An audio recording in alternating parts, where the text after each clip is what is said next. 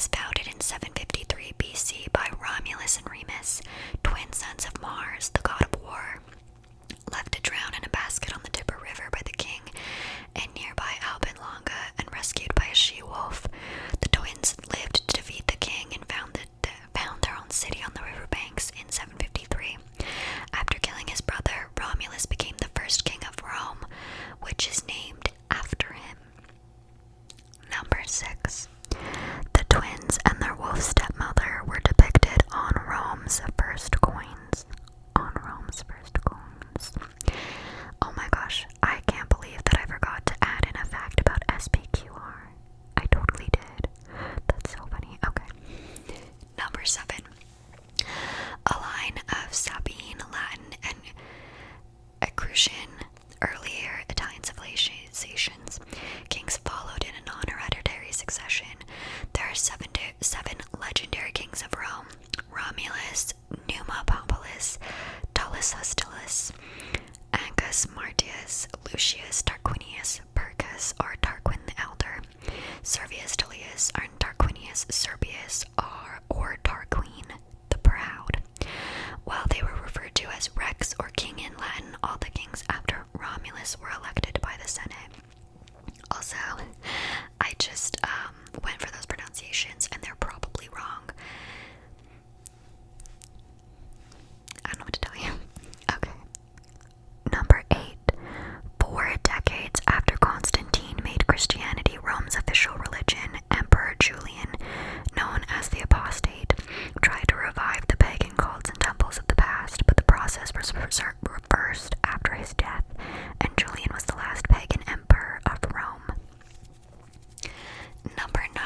From the start, Rome had an organized military. Regiments of 3,000 infantry and 300 cavalry were called legions, and their foundation was ascribed to Romulus himself.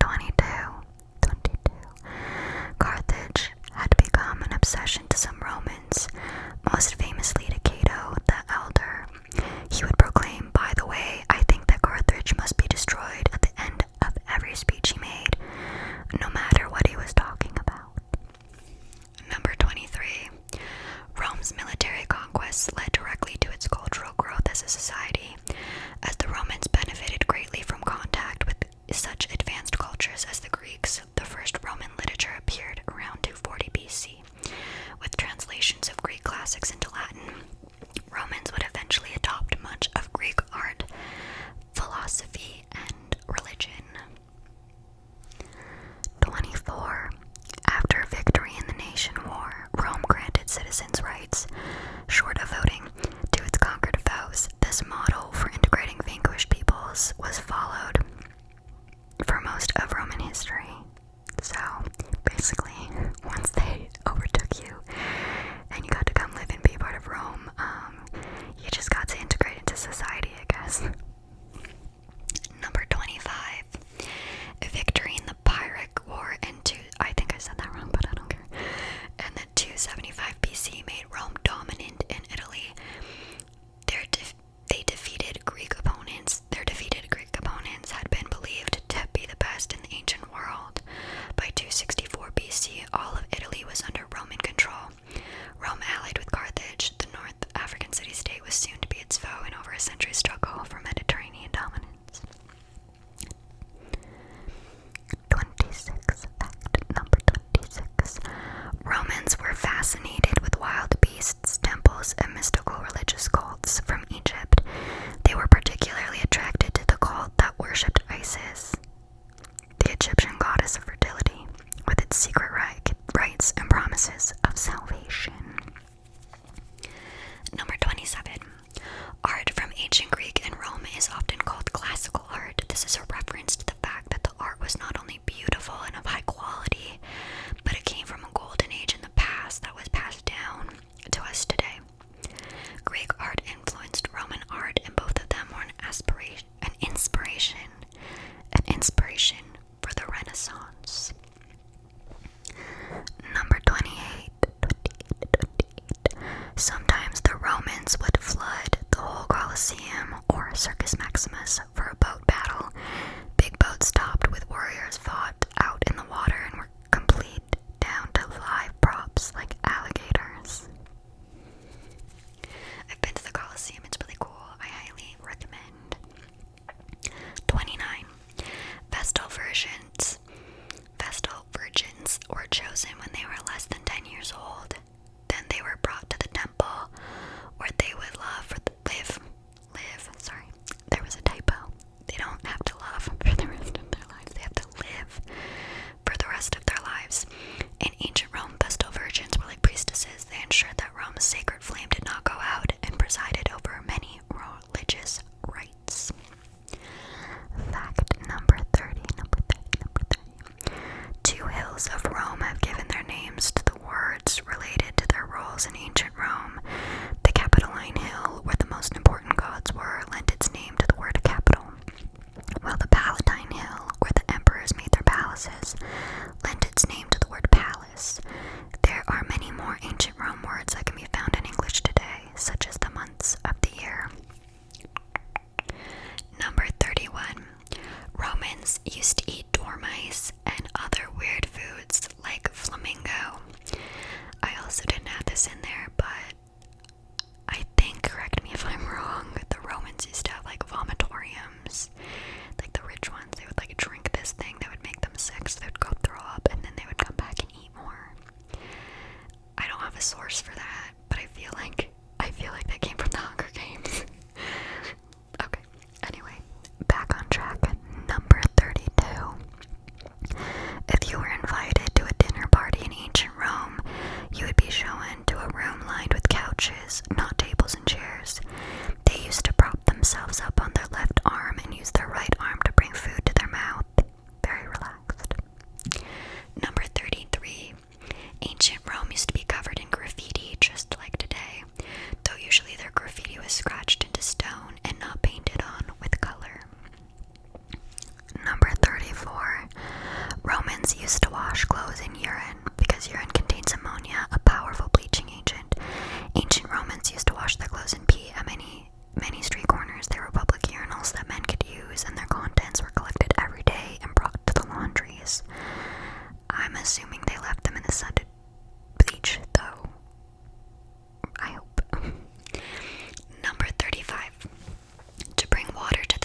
this, the clever Romans built aqueducts, a system of channels and bridges to transport water for public baths and toilets.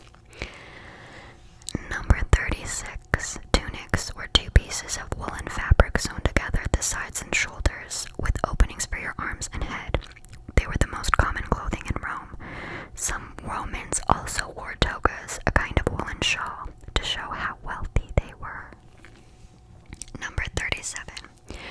Rome created a system of government called res publica, the inspiration for modern republics like the United States and France. Number 38. The city of Rome had a vast number of monumental structures like the Colosseum, the Forum of Trajan, and the Pantheon. It had theaters, gymnasiums, marketplaces, functional sewers, bath complexes complete with libraries and shops, and fountains with fresh drinking water supplied by hundreds of miles of aqueducts. Number 39. The native language of the Romans was Latin, an Italic language, the grammar of which relies little on word order, conveying meaning through a system of affixes attached to word stems. Its alphabet was based on the Etruscan alphabet, which was in turn based on the Greek alphabet. Number 40. Fact number 40. The spoken language of the Roman Empire was Vulgar Latin, which significantly differed from Classical Latin in grammar and vocabulary, and eventually in pronunciation. Speakers of Latin could understand both until the 7th century, when spoken Latin began to diverge so much that Classical or Good Latin had to be learned as a second language. Number 41. Archaic Roman religion, at least concerning the gods, was made up not of written narratives, but rather of complex interrelations between gods and humans. Unlike in Greek mythology, the gods were not personified, but were vaguely defined sacred spirits called noumena. Romans also believed that every person, place, or thing had its own genius, or divine soul. Genius. I'm not a genius because I can't figure it out. It's genius. It's a genius. I wanted to just go back quickly about the Latin thing. So I found out that Latin is an Italic language, and when you use italics on your Word document, your paper, whatever, it's because Latin is written in italics, and it's an Italian language from the Italian peninsula. Okay. Number 42. During the Roman Republic, Roman religion was organized under a strict system of priestly offices, which were held by men of senatorial rank. The College of Pontifices was the uppermost body in this hierarchy, and its chief priest, the Pontifex Maximus, was the head of the state religion. Flamens took care of the cults of various god, while augurs were trusted with taking the auspices. The sacred king took on the religious responsibilities of the deposed kings. In the Roman Empire, emperors were deified, and the formalized imperial cult became increasingly prominent. 43. As contact with the Greeks increased, the old Roman gods became increasingly associated with Greek gods. Thus, Jupiter was perceived to be the same deity as Zeus. Mars became associated with Ares, and Neptune with Poseidon, etc., etc. If you're looking more into that, I highly just suggest checking out anything written by Rick Riordan. Anyway, number 44. Beginning with Emperor Nero in the 1st century AD, Roman official policy towards Christianity was negative, and at some point simply being a Christian could be punishable by death. Under Roman Emperor Diocletian, the persecution of Christians reached its peak. However, it became an officially supported religion in the Roman state under Diocletian's successor Constantine I, with the signing of the Edict of Milan in 313, and quickly became dominant.